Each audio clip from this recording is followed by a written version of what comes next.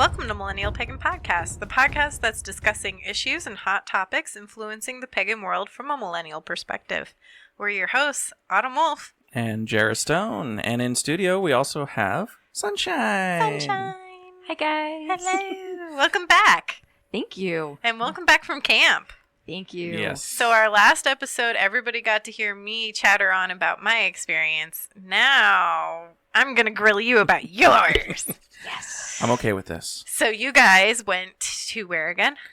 We went up to the Mendocino Redwoods up in Northern California. Mm-hmm. And we went there with essentially the California Reclaiming group that has their awesome witch camp up there. Yay. So how many Arizona witches went to California witch camp?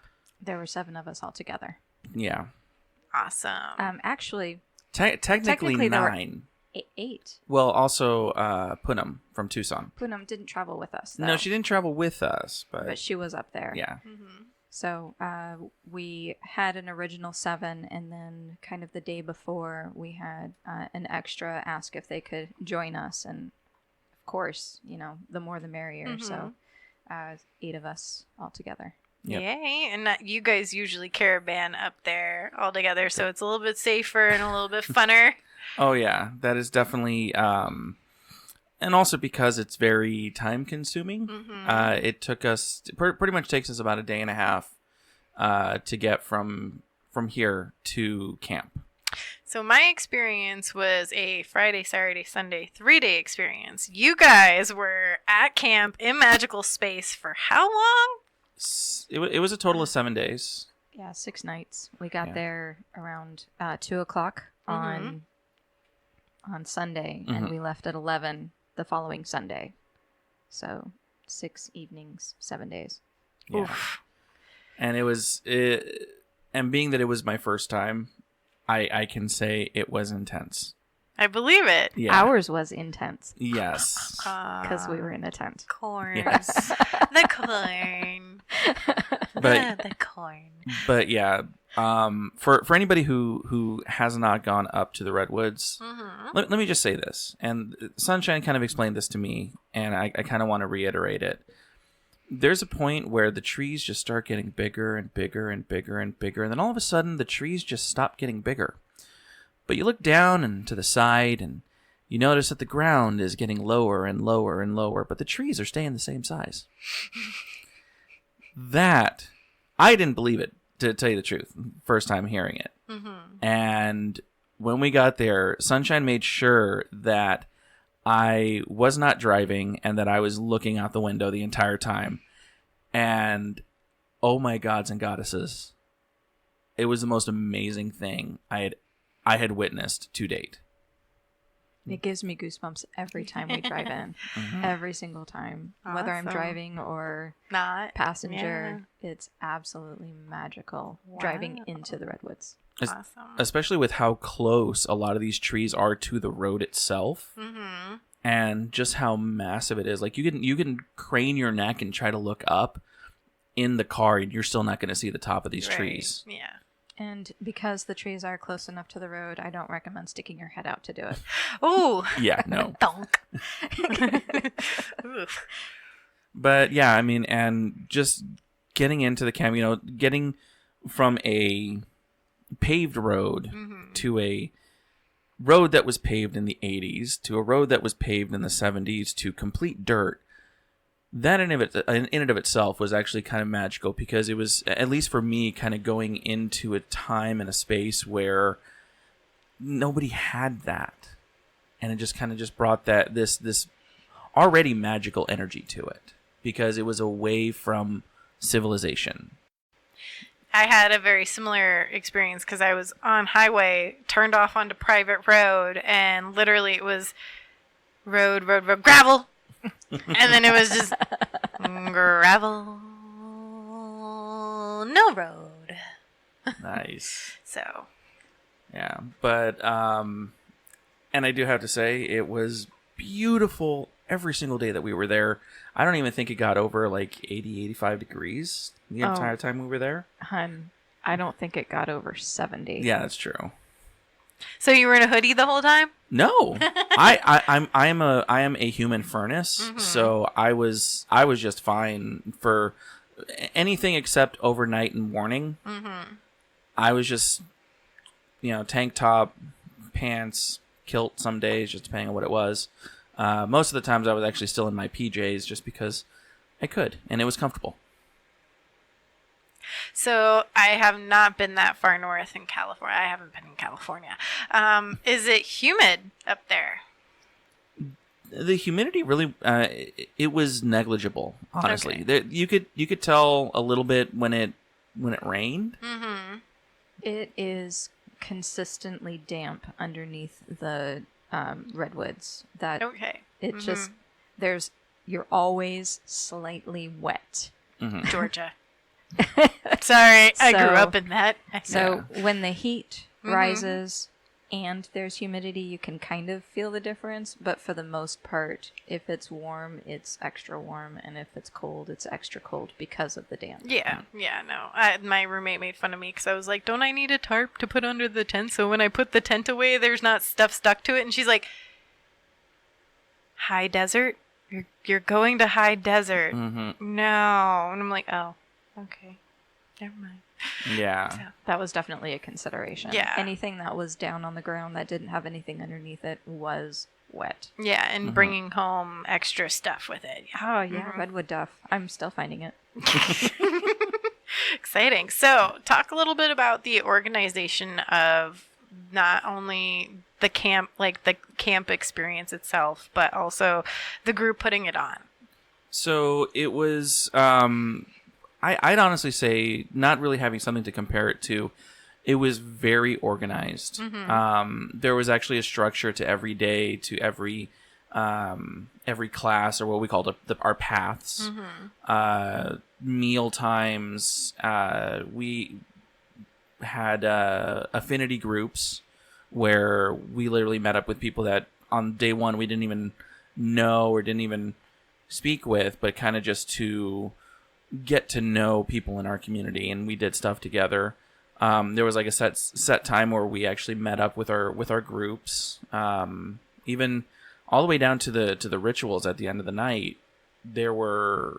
Everything was scheduled precisely, and we tried not to go on Pagan Standard Time, which was good. I mean, sometimes some people straggled in late. But for the most part, I mean, like I said, not having something to compare it to, it was very well structured and very well organized. I mean, I don't know from years past, but... Well, let me speak to a little bit about the structure. This was their 24th year holding Witch Camp. They've had many years of fixing things and figuring out what works, what doesn't. Right. They will spend all year long planning Witch Camp, and then the few weeks in advance putting the energy into the rituals and putting the energy into the different paths, and so magically prepping as opposed to physically prepping. Correct. And then when you get into Witch Camp space, because you are so mentally, I would say not there, because you are inside and you are working your magic inside of you within the community, they give you that structure to work within, so that everyone is on the same page. Right. So you're not having to build up the circle yourself already. It's kind of already existent. Like the energy to pull it open is there, or pull it up.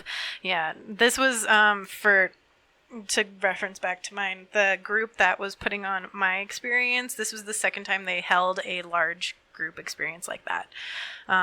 As an organization. So they just didn't have the years of expertise prepared for them.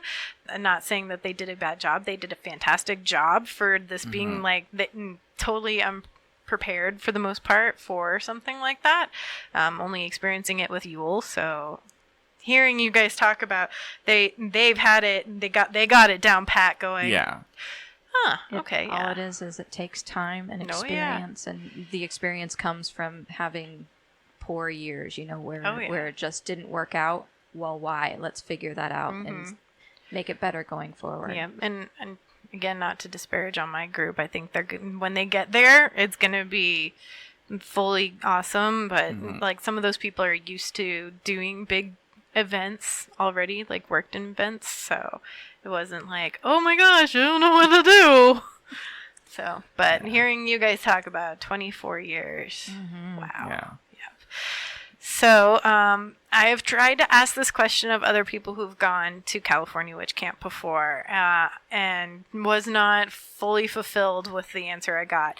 The paths. What exactly are the paths? Because you guys even said you were on two different paths. Is that kind of the inner journey you were planning on taking? What are the paths? The way that I see it, it's more of a structured class that you would take, and it's not just a one day. It's literally once you set on a specific path, you're on that path for the whole week. And you do a little bit more of a deep dive into what you're learning.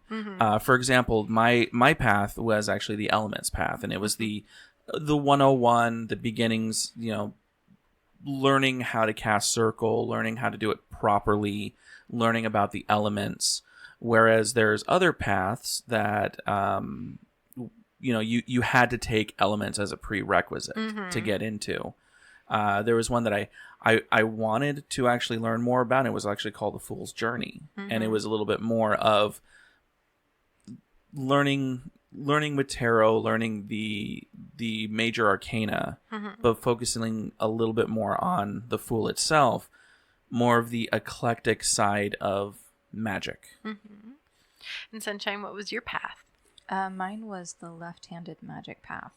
That is hexing, cursing, what...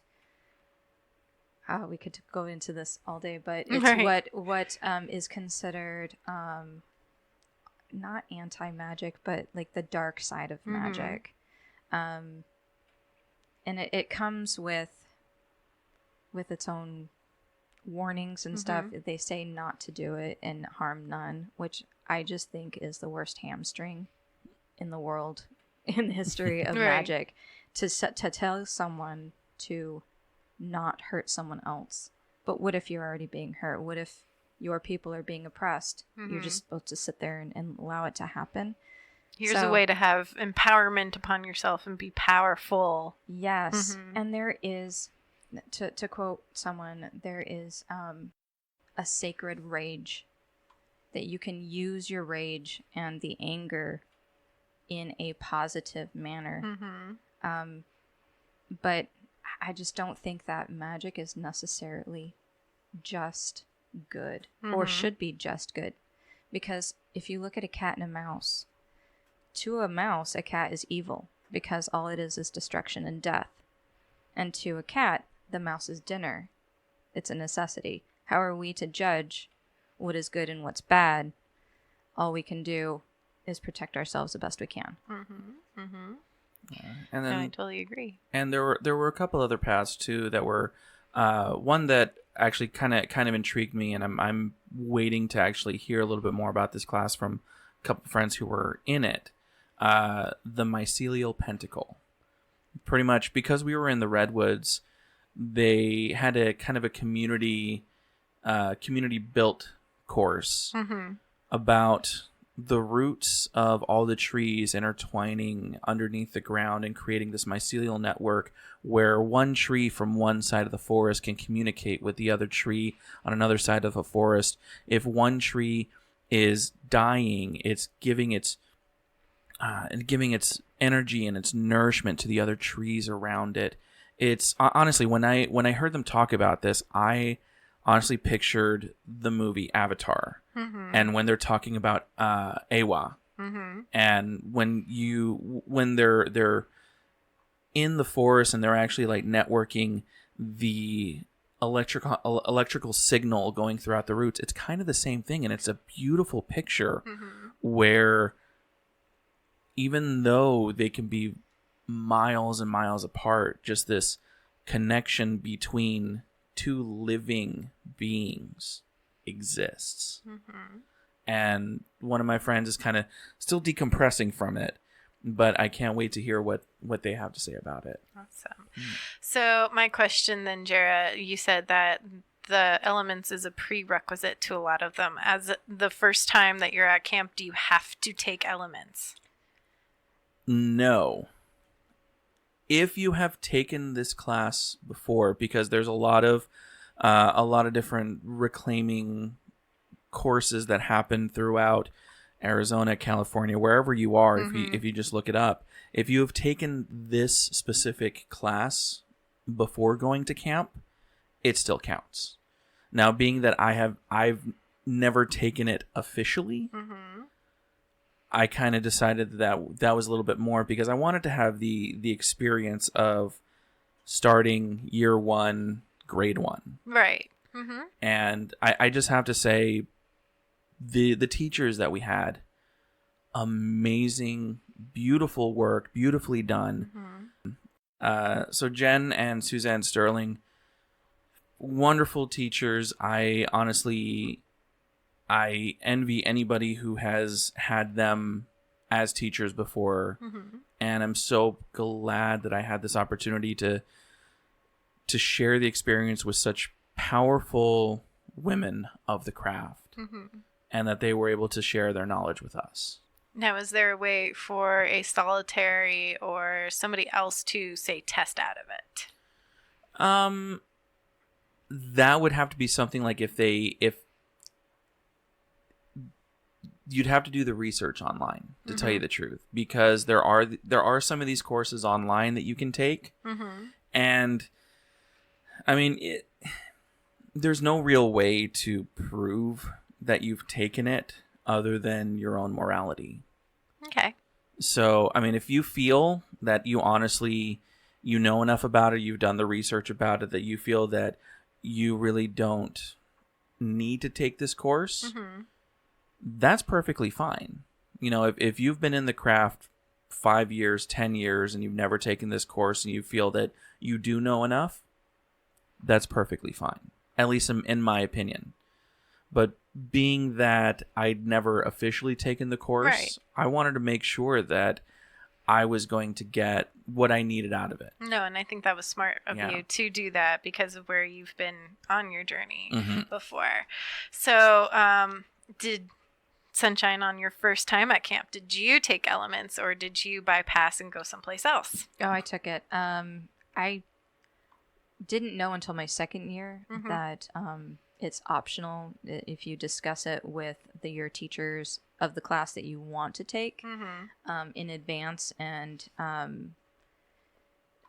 there are teachers that will allow you to take their class if you haven't taken the official reclaiming elements. I just think that there's enough knowledge and teachings in that course that anyone, even me, could go back to it and learn something new out of it. So I don't like the thought that it's a prerequisite to learn everything else, because everyone if you've been in the craft for a while, you know the elements of magic. But I think that it behooves us all to at least start in reclaiming. If you've never been to a reclaiming class, to just start there, because you're not going to miss anything from the other classes. If you could take them all, take a time turner and take them all, that would be great. But you get enough emotionally and magically out of whatever class you take that there is no missing of any of the others. So I would just say, if you have not taken it and you go to camp for the first time, absolutely take it. It is totally worth your while. All right. Yeah, and I completely agree. I don't feel like I missed out. I feel like I gained a lot more knowledge. Even, even in the short time that I've been part of reclaiming and the short time that I've been part of the magic, I feel that there was a lot that was passed on to me, that it really awakened a new idea, a new structure in my head to be able to use the basics and to help out in my path, in my structure, and with my group. Right. Of course. So what is your favorite thing that you learned in your path? I learned, and this is actually something that really, really hit home with me. We were actually talking about ancestry and how ancestors don't necessarily mean blood. And this honestly opened up an entire new world for me, because anytime I thought ancestors, anytime I thought going back and speaking with my ancestors or using an ancestral power, it was always for me bloodline, bloodline, bloodline. And all of a sudden, when we started talking about ancestry, it could be an ancestry of the craft or ancestry of a certain path, a certain race, religion, creed, following whatever you want it to be, whatever you need it to be. It opened up something for me. And we actually, on the same day that we were talking about it, we actually did a trance where we were communicating with the ancestors. And all of a sudden, I was visited by men of feminism. These were my ancestors. And it was just such a powerful thing, just to know that there are men throughout history that are not even just part of the craft, but that cover all this scope of feminism, of equality, that it actually made me feel comforted. And they gave me, and I wish I had my notebook. Do you know where our notebooks are? Well, yes. Okay. Because I wrote down kind of what was said to me and kind of what I was feeling. But one of the most important parts of it is being a man in a feminist society is going to be difficult. Not from the society, but from those who don't understand. And just to continue working in the name of the goddess, because we're going to be the added strength. We're going to be the community that binds, and when needed, we can also be the warriors, standing right there with our allies. So it's just kind of one of those, for me at that point, and that was just day 2. That brought me deeper into my belief than I have been ever. So that and for me, just that experience alone, just honestly, I came out of the trance just crying, because it's what I needed. Right. So, Sunshine, same Yes. question. What was your favorite thing that you learned on your path? Gosh, it was a really difficult path. I believe it. No, I think most of what I learned was outside of path. It was interactions with other campers that gave me most growth. But one of the interesting things that I learned in path was how negative speak about someone to someone is a form of hexing. So gossiping is a form of hexing. Hexing, yes. And you're injecting poison not only into the person listening or the person about and everybody else in the space. And it's kind of like vomit. You know, when you throw up, it doesn't just land on stuff, it's still in your mouth.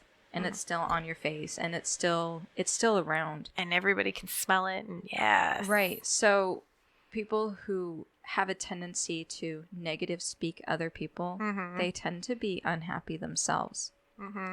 Because I believe of that hexing, you are putting out a negative energy. It does cling to you. So I don't know, that just, to me, it was extremely fascinating. And it's something that I have strived to not negative speak. but now I'm even more conscious if it does come out of my mouth to caveat it with, these are some absolute wonderful things about this person, and they are a valuable human being, and here's something that really bothered me, and just kind of leave it at that. And when someone comes to me and says something negative about someone, I listen, and I understand that they had a negative experience, and then I try to move the conversation away. Maybe ask them if they did something they themselves, something positive that they themselves experienced, just trying to bring the conversation more to a positive spin. So that I felt that was the most interesting thing about that came out of my path. Awesome. Well, we're going to take a short break, let you guys digest that, and we'll be right back. Jera, have you ever wondered if our Patreon supporters are truly getting great benefits for their money? Of course you do, because I've asked it at the end of every episode. That's true. Well, if you, dear listener, are wondering if you should support Millennial Pagan Podcast through Patreon, I think we should tell you why. Well, at the $1 mark, of course, you get a personalized thank you right here on the show. Right at the very end of the show, actually. And at the $5 mark, not only do you get those thank yous at the end of the show, but you also have access to a 30-minute mini-sode every month. And one of our exclusive buttons and stickers. Sent directly to your home or address that you provide to me. Yeah. Yeah. And why are those mini-sodes so awesome? Well, I think because we answer a lot of interesting questions that we may not have time for during one of these shows. Yeah, and it's just us yammering on being silly. And, of course, we have a lot of more bloopers that we get to show you at the end. Also, in the near future, Patreon supporters, we will have more exclusive content, and you'll also be the first to know of any changes that happen to Millennial Pagan Podcast. So if you aren't a Patreon supporter yet, why don't you go ahead and think about it and join up so you can get all these great benefits. See you next time. And welcome back to Millennial Pagan Podcast, talking with Jera and Sunshine about California Witch Camp. Yay! So we just talked about path work, but that's kind of small group stuff. Yeah. What about the big magic? The overall magic? The big stuff? They're maniacally laughing at me, guys. So there was a lot of magic that was revolving around Hecate. And she was definitely the main focus of our work, of our intentions, which I actually have. We had a different intention every night, every ritual. Yeah, so there was an evening ritual basically every single day. So describe. I was under the impression there was multiple rituals throughout the day. It's just one evening ritual every night? Or... Correct. Okay. Large group ritual every night. Okay, awesome. Yeah. There may have been like some smaller rituals in paths. Oh. Because it makes sense yeah. if you're literally learning how to do circle. Yeah. Yeah, which was kind of awesome, which to all my fellow bees out there, buzz. You guys know what that means. So our and you don't have to say they know what that means. Sorry. I know. Buzz, because we are bees. Okay. Yeah. Anyway, you have intentions. But yes, so there were different intentions every night. The first night that we were there, which was literally Sunday, we meet Hecate through the ecstasy of grief, inside and outside of time. And I know we had spoken previously during our mini-sode about what I thought was going to be a big trigger for me. And it was me not being able to grieve my dad. And it was literally like Hecate was like, here, first ritual. Get that out. And I learned that, I mean, literally there was wailing, there was crying. They had people on tables as effigies of past loved ones. And I came to the realization that my mourning wasn't the loud wailing. It wasn't the shaking of fists. It wasn't hitting the floor bawling. Honestly, all I had to say was, Daddy, I miss you. And that was it. It was done. And it was done. And such a huge weight was lifted off of my shoulders from that. Mm-hmm. Because I had so much focus on I never grieved my dad. Mm-hmm. And I came to the realization that I grieved in my own way. You did grieve, and now it's just I miss. Yeah. And it's gone. Mm-hmm. And being thrown, I mean, I can speak for myself, you know, being thrown into a ritual that was centered around grief for night one, literally only being there half the day. Yeah, that was quite the foreshadowing. It was intense. But I mean, that was my experience with that one. I don't know if you had something. I don't want to say enjoyed, but I learned a lot from that ritual. Mm-hmm. It's there's an old custom where women would come to like a wake or something, and they would be hired as wailers, as Professional mourners.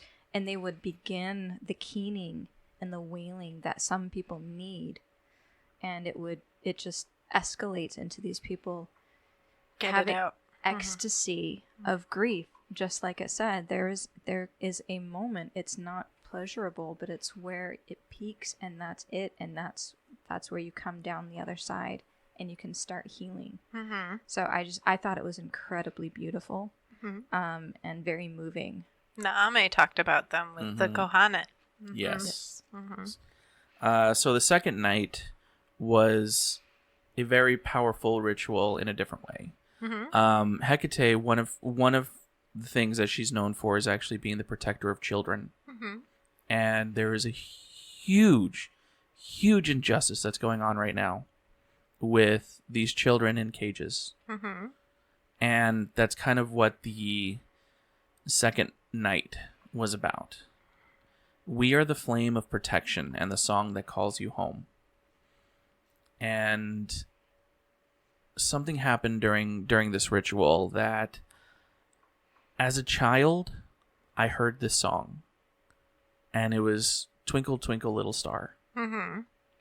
And at ritual, for those of you that know me, my mom's Hispanic. My mom's side of the family hails from Mexico. And there was actually these two witches there that actually sang the song in Spanish, just like my mom used to sing to me. And the intention was to get these kids out of these cages, to finally bring them home, to bring them to a family, to bring them to their loved ones. And the magic surrounding this was so powerful and just so beautiful, but also so heartbreaking. Right. And for me, it kind of cemented. I mean, we have this sort of detachment that happens when you don't see it in front of you. And I mean, you can probably hear it in my voice right now. I was detached from the situation. I knew about it, but I never really thought about it. And ever since just learning about it and doing this magic, I have a righteous fuck you about this right now. Because this should not be happening. And for those of you that don't know what's going on about these concentration camps, these fucking concentration camps that nobody is looking at. Death camps. These death camps, these camps not just with children, but with men, with women that are just overcrowded. And it's so heartbreaking that people need to open their eyes to this. They are for profit. These people are pocketing money. Money From our taxes to keep these going, profiting on their misery. Whereas people are going there and talking to these kids, and they don't have basic needs. They don't. It's too expensive to provide them with basic needs, and they shouldn't be there. No. But anyway, continuing on. But so it just kind of ignited ignited something in me, and being that, such close work with Hecate, being the protector of the children, my eyes were open to this, and I mean, I'm sitting here almost getting ready to cry because of the situation. And before going to camp, I don't even think I would be this animate about it, because there's such a removal because of media, because of what everything's going on. And God has blessed the people who are exposing this, because it needs to be seen. It needs to be seen. And I don't care who started it or whatnot. It doesn't matter who started it. It doesn't matter if it was the Trump administration. It doesn't matter if it was the Obama administration. It doesn't matter who started it. It's time to end it. It's time to end it. It's time to end it. It's time to open those gates and close those doors. So, yeah. Was that... Right, that was you? day 2. Okay. That was day 2. That was day 2. Wow. Okay, day 3. Day 3, we toast the red dragon and honor life. This was work with bloodborne pathogens. Hail the red dragon. All hail the red living blood. So this was Tuesday, and we actually had a dinner / going into the ritual, where conversations were kept to a minimum. Everybody wore the color red as a symbol of these bloodborne pathogens and to fight them. And anytime when somebody felt moved, they would grab their cup and yell out, "Hail the red dragon." All hail the red dragon. All hail the red living blood. Then that was the response. So the red dragon is a mythical creature that thrives on healthy blood. It overjoices with love, from love, and loves it when we are healthy. And it in reclaiming, we call upon when there's an epidemic. And so what the red dragon is looking for at this time is not just a healing AIDS and hepatitis and all that, but it's making it affordable. Because those cures and those helps are out there, but they're keeping them just out of reach by making them just so expensive. That's for everything that could cure us medically. Yeah, no, I agree. There's this saying, you can't make money if you cure something. Right, exactly. So the cures are just that unaffordable, that the medicine, the treatment of the symptoms is. So the red dragon that ritual is about healing bloodborne pathogens. Yes. Bringing awareness and bringing the red dragon back to help assist in that. So it was calling him forth. Yes. That. And this was also kind of a special night too, because this night with I kind of touched on the affinity groups a little bit earlier. This night was actually doing ritual with our affinity groups, our small groups, before coming in to a big group, to a larger group.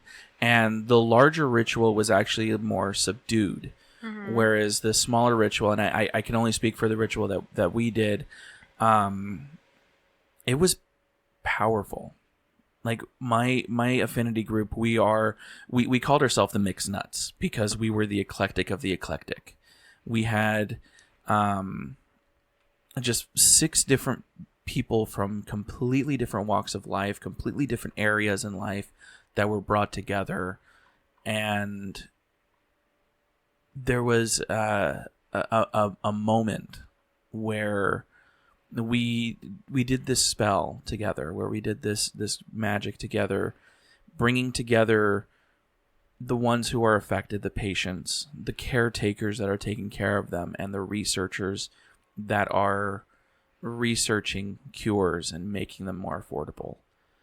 And the 6 of us together, just binding these sticks that we found, just to bring the 3 factions together to find an affordable method, an affordable way. I've never felt magic that powerful in such a small group. Let's just put it that way. No, the small group that you're talking about, it's the same as your path working No. group? Okay, No, so completely different. So you've got like 3 different groups you have to be part of already. Okay. Yeah. And it wasn't you had to be a part of the affinity groups. It was just if you wanted to get together with some people, or if you wanted to be randomly matched up with some people, which is how our group was formed. It was completely at random.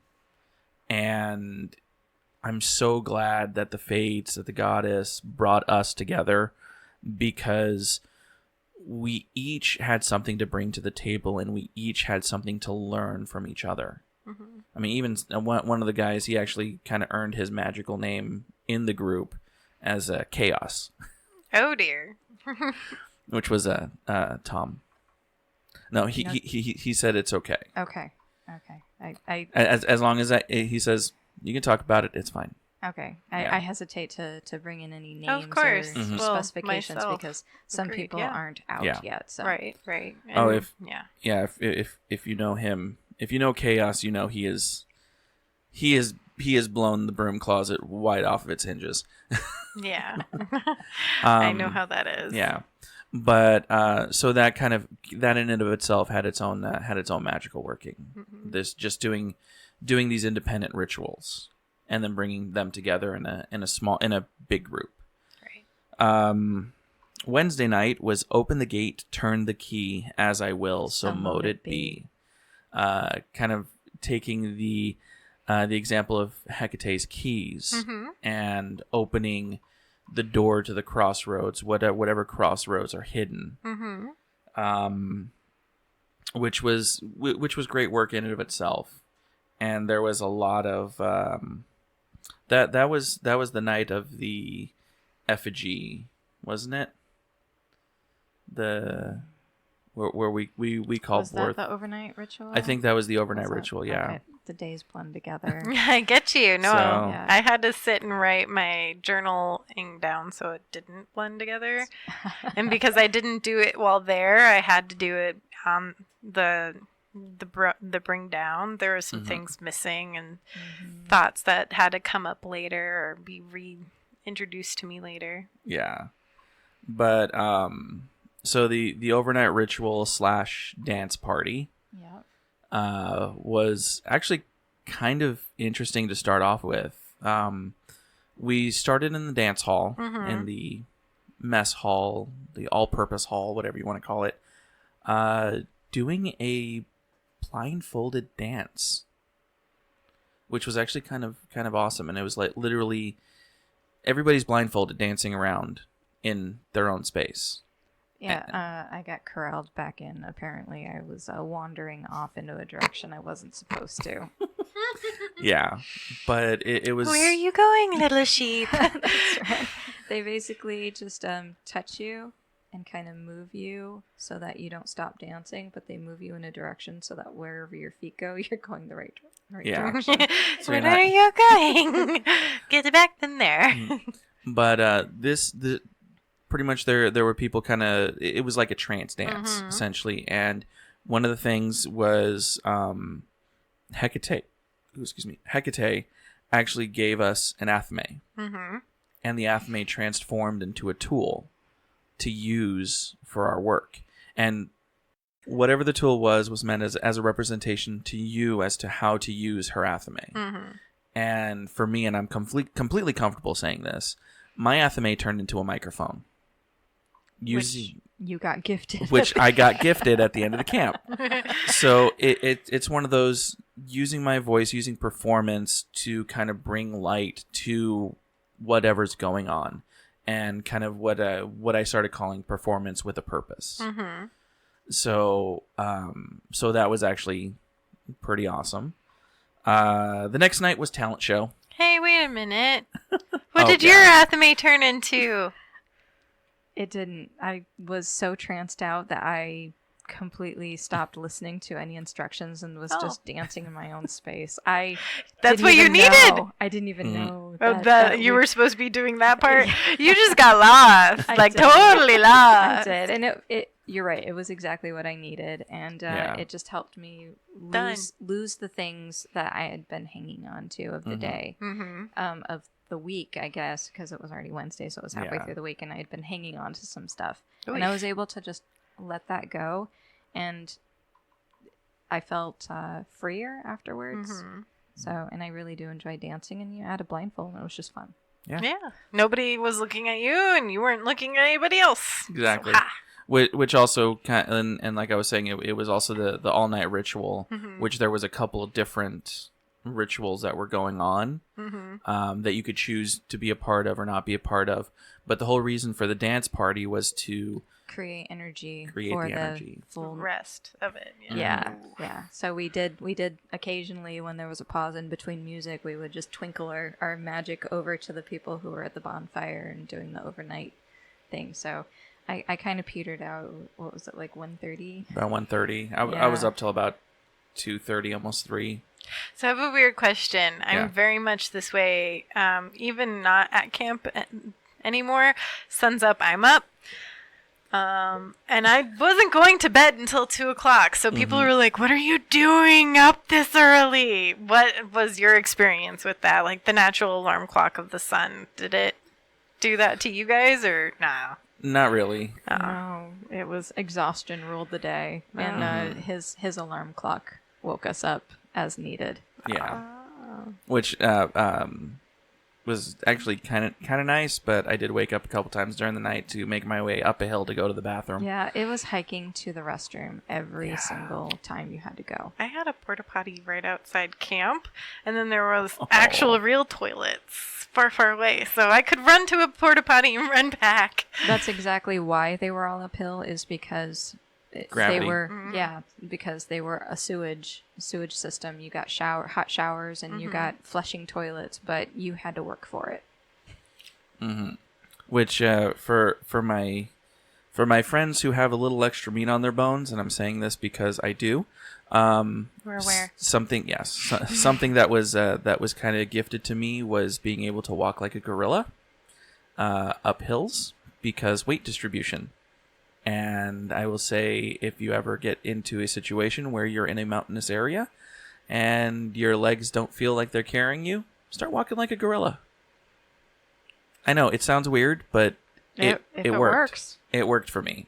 And Sound Guy T over here is nodding his head in agreement. And horns up a little bit too. But there was also some very deep shadow work that was done. Kind of a little bit more of the what Sunshine was talking about about her path, doing a little bit of the dark side of the magic, kind of bringing up Hecate's hellhounds. And we can't really talk about the magic because they've asked us. Right? No, it's oathbound. Yeah. But it's very, very intense. Let's just put it that way. Yes, I had a really hard time with camp this year because I believe my path was darker and not like evil dark, but like just shadow dark, and that's a lot heavier to carry around than the light. Yeah. Definitely. So the next night, after all night. That was it was our day of repose. That means we got to sleep in. We got to sleep in. Well, you would hope if you're going to dance all night. But we also had a healing ritual in the middle of the day. Yes. Which I have to say this. I've never done acupuncture before. There was a whole lot of different stations, from massage to sound healing, acupuncture, acupressure, cuddling. In previous years, they've had a listening, sacred listening, where you just listen to someone and let them work something out in their own time. That I did that for people, and it's amazing some of the things that they're able to work through if they can just have someone just listen. So I can say this, and anybody who knows me knows that I've had knee problems, specifically my right knee, ever since high school.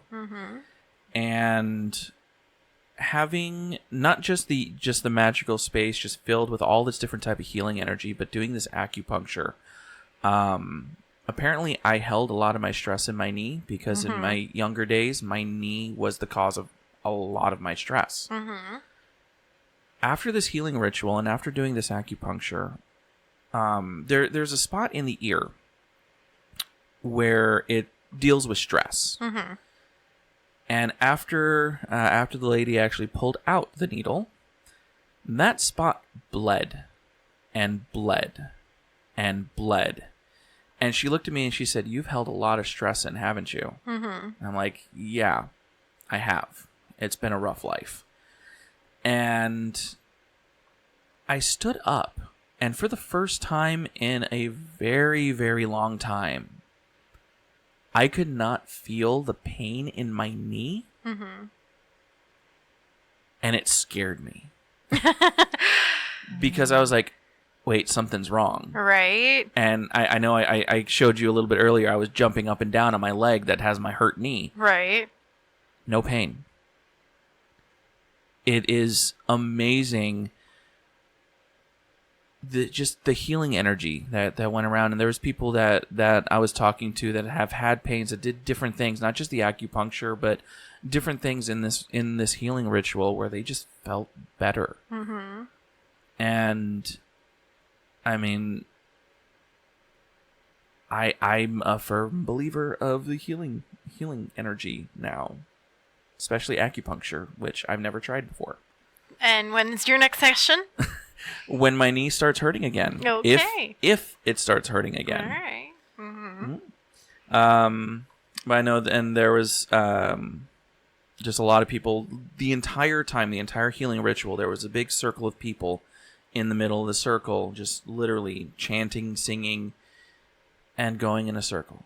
Mm-hmm. Holding that magic, holding the space, and just continuously creating a low cone. Mm-hmm. You know how when we do ritual, we create these big cones, and the energy just kind of blasts off into the universe with our intention.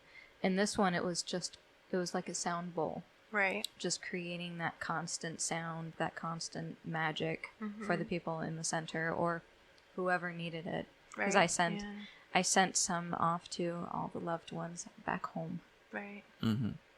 So the next night was the intention: we conspire with the Queen of Witches, inciting wild grace. So one of the names that Hecate is known for is the Queen of the Witches. Right. Mm-hmm. And I believe it was on this night was actually the camp-led ritual. Mm-hmm. So the camper-led ritual. So usually the teachers create the rituals, but this one was 100% brought up and thought up by the campers. Mm-hmm. So it was what you guys needed afterwards. It wasn't constructed before. Correct. Mm-hmm. And then and it was just kind of a awesome night, awesome energy with that one. Mm-hmm. And actually, I believe that's the one where there were the three Hecates. The three Hecates. Well, one was Hecate, and Queen of the Witches. Mm-hmm. And it was Hecate, and the Queen of the Witches, and they had all three in aspect, and they went around and were giving words to people who needed it. Hey. Exactly. And I feel rather blessed that 2 out of the 3 actually came up to me and gave me the passion that I need to be able to do this work and to bring light to what I want to do now. Mm-hmm. And then if I could okay.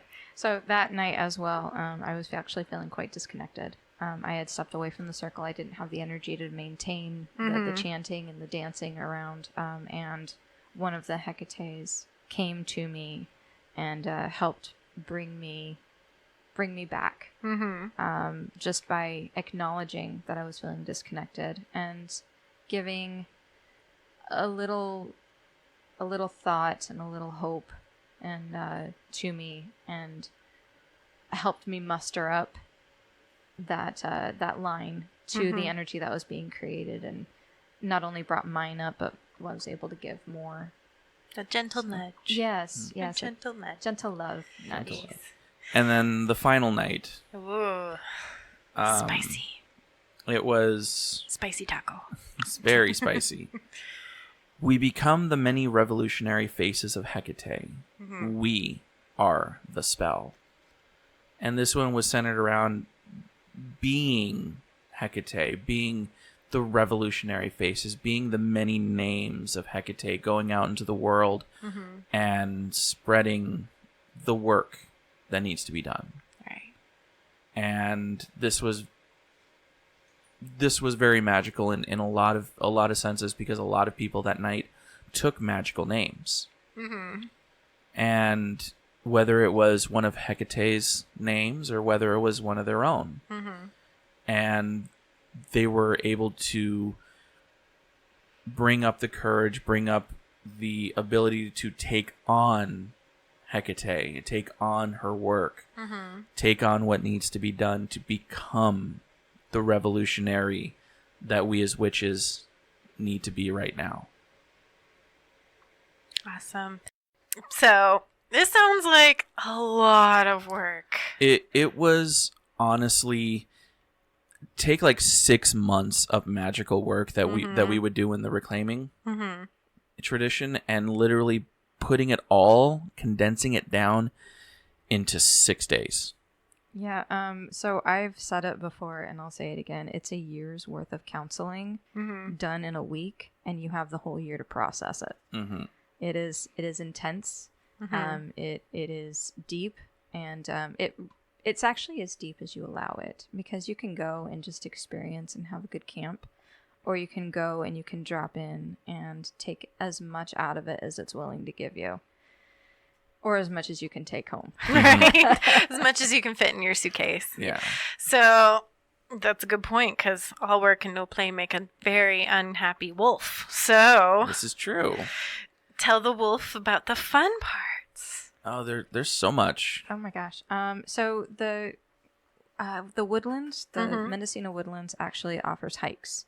There's a hike to Grandmother Tree. I believe that tree is 2,000 years old. About 2,000 years old. It's so actually they call it the Grandmother Tree. It's actually the mother tree of all the trees that are in that area, the redwood Yeah. forest. And I have a picture of it. I'll probably find it and repost that, because you can see Share a it face. to us and we'll Yeah, post you it can- on Instagram. You can see a face in a knot. It kind of looks like Grandmother Willow. It's pretty cool. Ah. And then they have one to a Waterfall. waterfall. And I took that one last year, and that was actually quite nice. And no, the year before, I don't remember. They blend.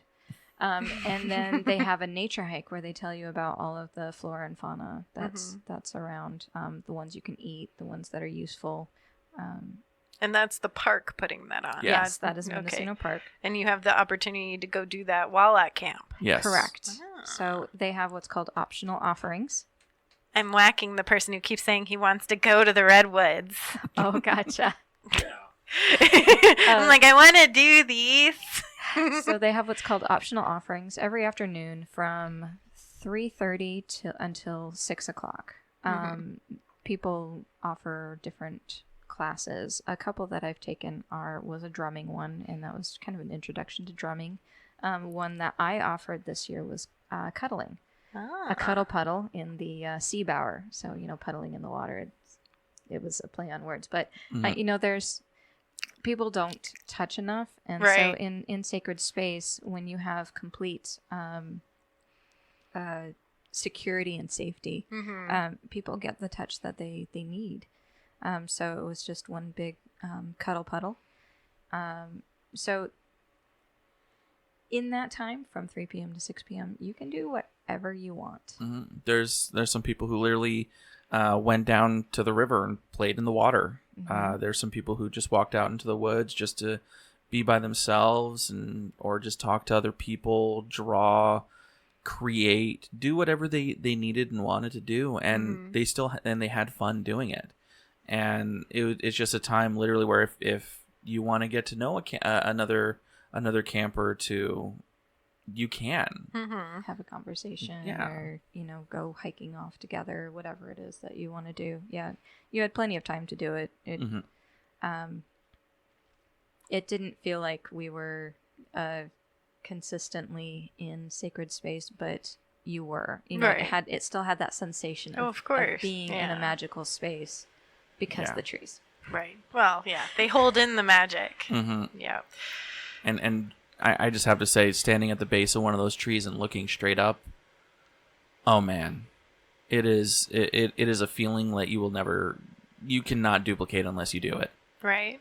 It's awesome. Literally Some. Gotcha. So, now comes down the interesting questions that we didn't get to in mind. Some of the things, the misconstrued notions that people get about going to pagan camp. Mm-hmm. How would you guys describe the sexualism or the promiscuity of it all? Okay, so ours is nudity allowed. All the time. All the time, anytime. Mm-hmm. Except in the dining hall or sitting on any of the benches. You have Yeah. to put down a towel, or in the dining hall, you are required to wear shoes, something on your rear end, and a top. So you have to be dressed in the dining hall. Otherwise, what you wear is completely your business. There is no sexualizing of another human being. Mm-hmm. If there is any sexuality, it is between two consenting people. Or more. Consent. Or more, yes. It is always about consent. There is no implied consent. There is always discussion. But shaming sexuality is a very modern idea. It's not really modern, maybe, but it's not something we want in our religion. It is very not pagan. Right? Yeah. Exactly. And that's kind of why I bring it up, is that because of that, people have this assumption. I've heard good pagan girls put out. And so that's why I'm like, all right, let's talk about it now. Air the dirty laundry. Not all pagan girls put out. No, or because have to. because some are asexual, Right. and they don't want to have sex, and some are demisexual, and they only want to have sex when they have a connection with somebody. And then some love sex, and they will have sex, and it is beautiful. And if they want to have sex with you, they'll have sex with you. If they don't, they won't. It's generalizing and stereotyping, and Of course. And I say to those people, well, you can go have sex with your generalization, but as for the pagan people, they're going to choose who they want, and it's going to be beautiful, Right. and not dirty. Right. The sex is not dirty. But one of the biggest things is this camp is also a study in community. And one of the biggest things about community is consent. Right. Exactly. So it's, it's not just going up and bum rushing somebody to give them a hug. It's, hey, I would like to offer you a hug. Is that okay? If they say yes, give a hug. If they say no, it's also honoring that sacred no. Right. And that's one of the big things that community nowadays does lack. Some pagans are just, I'm going to automatically hug you because, and I usually wait and see, is somebody else going to hug this person who knows this person? I'm going to offer with arms wide and take whatever is offered. But I know in our group in Reclaiming, you smudge, you get hug, then you move on. And Never a requirement. Right? Yeah. I love those Exactly. hugs, and I look forward to them, but if you don't want a hug, you just say, blessed be. Not a hugger. You don't even have to say it. You can just Yeah. put your hands up like this and say, blessed Offer be. a handshake or just Or nod. you can just cross your hands across your chest and just say, blessed be. Touching is never a requirement. exactly. And the other side of that, too, is if you receive that no, don't take it personally. Never. Mhm. It's It's not- never it's about not you. you. It's never about It's you. never not you. about you. Even if it's about you, it's not about you. Yeah. No, it's all about them. Yeah. Yes. 100%. For agreements, totes. Yes, and so and that's one of the big things that they do try to bring out at California Witch Camp. It's about community. It's about consent, Exactly. and that's coming from the background that I've come from. So much different than what I'm used to, but I fell into it like it was second nature. Right. And reclaiming as a tradition in whole is dry, but that's not the same with all pagan communities. Right. And my rule is, did you take a substance? Are you still on that substance? Then no. Period. No. I will do anything but that. And like you were talking about with demisexual, I'm demi. So I have to have an actual emotional connection with a person before I find you sexually attractive. I might find you attractive or appealing to look at, and I do not discriminate against butts of any gender. A butt is a butt and it could be fine, but I don't have a sexual interest in a person until I know them. So like somebody coming up into me and going, hey, we got like 20 minutes before next ritual, want to bang in the woods? I'm like, no, I'm good. Like maybe 4 hours into a conversation that might change because I might have created a interaction with you as a person. And being an empath, I'm a little lucky because I can develop that quicker. But at the same time, it's like, You could be a cardboard cake for all you know. right? Mm-hmm. I gotta touch it, get to know, That's smell, figure it all out. Cardboard cake. I'm going to use that. That's Okay. that's actually kind of. You look great, but You look great, but what's you're your hollow substance? inside. Right? Yeah. Yeah. Are you gluten free? Are you vegan? Yeah, what kind of a cake are you? Are you cardboard? You a lie. Which speaking of vegan and food, Oh my gosh, you guys were Oh. fed the whole time you were It there. was like a 4-star resort food. Because you had a all kitchen witch for all of them. all vegetarian food with vegan options. Ooh, we And had gluten-free vegetarian options. and gluten-free options. Yeah. And I have to say I did stumble a little bit. I had some meat, but it was on Friday, so I made it through most of the week, and it was only like a couple of bites. But honestly, all this vegetarian food that they served, it was so flavorful. There was actually substance behind it, and I tell you, I have not pooped so good in my life. Oh, yeah. So if you go into camp with gastro issues, You leave without. it really does cure you, and you feel amazing. You feel energetic and just lighter, and things move as they should, as your body intended for them to move. As long as Yeah. you stay hydrated. Yes. Well, and I'm not saying I'm going to turn full out vegetarian because, some of my ancestors already yelled at me for that week. But there are really good vegetarian options. Oh my gosh, so good. And I know Sunshine actually, she has a cookbook that was made by The head cook there, Karin, has a cookbook out, and I purchased it my second year because I knew that it existed my second year. And it has some absolutely delightful things in there. One thing that I am super, super, super sad that did not get offered this year was the chicken fried tofu. Oh, and I've never had, I love tofu. And I've never had tofu quite as tasty as her chicken fried tofu. So I am going to go and find that cookbook because it ended up with my music books in storage. So Gotcha. So you have to dig. yeah, a little bit. Yeah. Well, so I had a similar experience. I stayed so hydrated and ate well the entire time I was there. I reminded myself that we should feed ourselves the way we feed toddlers. And I have decided that, you know how everyone's like keto's the way that, or paleo's the way that our ancestors ate. Not everybody's ancestors ate the way that paleo is structured. So I thought to myself, what did my ancestors eat? They ate primarily fish, vegetables, root vegetables, and dairy products, and eggs, but they didn't eat a whole lot of meat all the time. So I'm pretty much decided to go 90, maybe 85% pescatarian. And the last time I had chicken, I wanted to vomit. I felt so bad, like physically, and like not a mental, oh, I ate a chicken, I feel so terrible. It was just, it felt heavy in my stomach. And to me, fish feels light. I feel so much better when I have any product from the sea. If I have just vegetables, vegetarian food, I feel better. I feel like my skin clears up better and is a brighter shade, and I feel like a lighter person. Like I could step on the scale, the number be the same, I just feel lighter. Like it's not so hard to lift my bones. So that's been my experience. So I am changing my diet quite drastically.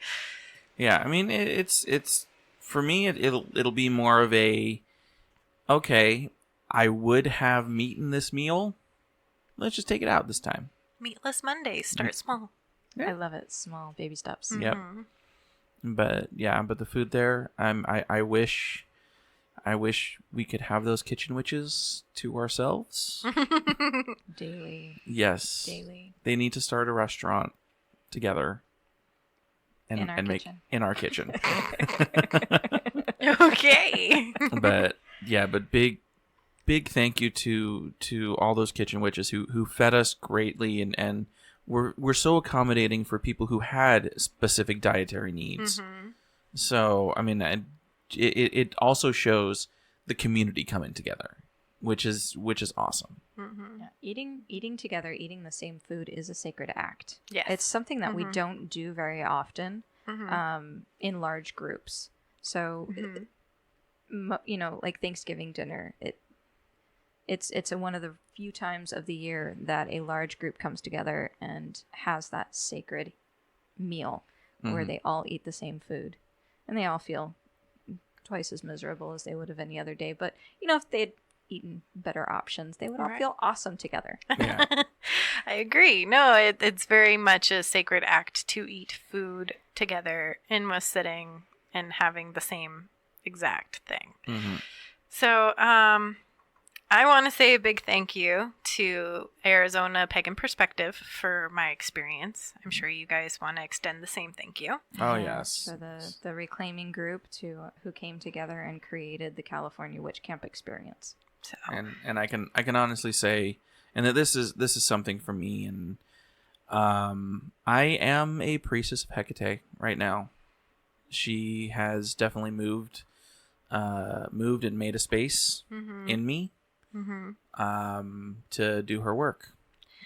It's kind of interesting that she spoke to all of us separately, and I didn't even expect to see her and to have her pop up and be like, "Nope, you got work to do." She has work to be done. And one of the things that the Queen of the Witches in Aspect said, and this actually rang in my ears. Did you know that right now there are more witches on Earth than there has ever been? Think of that. Hold that close and look around. Because right now, those of you that are listening, you're part of that. What did I just say? 40,000 listens in the past month, guys. Yes. That's why I keep saying thank you. Thank you for coming and listening. Obviously, we're saying something. So thank you. Yes, thank you from the bottom of our hearts. And I know that the goddess thanks you. No matter what form she takes, no matter what name she takes, she thanks you as well. So we're going to wrap it up here. We recorded 2 episodes in one night, if you can't tell from the fact that we're drained now. Getting a little hoarse. So everything I said about Mercury retrograde and all that stuff still holds. What I want to tell you instead. We are, of course, going to be at Pagan Pride. Phoenix Pagan Pride, November 2nd. We will have our own booth once again.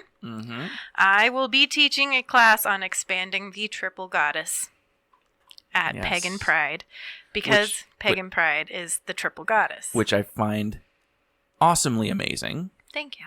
Because Hecate is also the triple goddess. She has future, past, and present sight and looks in all directions.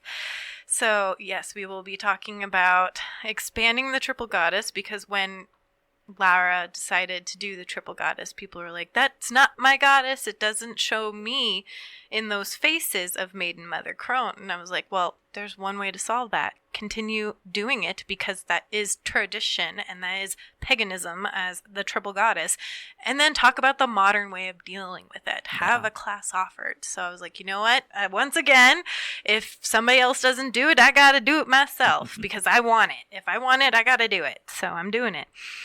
So that will be happening. Of course, we'll be recording an awesome episode at Pagan Pride for you guys to listen. We are in the works to getting who's going to be on there. Keep your fingers crossed if you are a Wendy Rule fan. Yeah. Because she's going to be at Phoenix Pagan Pride. Oh my gosh. Yes. And if I'm allowed, then I might actually be at you guys' booth too. Well, of course, you're going to be at our booth. You recorded with us this year, therefore you were not excused from duties. Yes. All right, see y'all at Pagan Pride. Right? So keep your fingers crossed if you're a Wendy Rule fan. I hope to get her sitting down with us to chitter chat just a few. And like I said again, if you are anywhere near Arizona and physically capable of showing up to Phoenix Pagan Pride, it's getting better and better, y'all. Yes. How many listeners did you have? A lot. All right, I expect to see at least half of them there. Right? No, we got people all over the world. There's one tiny country off of the coast of Africa that we have 7 people from. That's fantastic. Huh? The Seychelles. Seychelles. Seychelles, So yeah. thank you to Nice. you 7 awesome peoples. Mm-hmm. But yeah, I think if I just may just say this because I'm feeling moved to, there's a lot of work that needs to be done with all the listeners that are listening. Mm-hmm. We are one. Mm-hmm. And one voice with 1,000 backers can be mighty. Mm-hmm.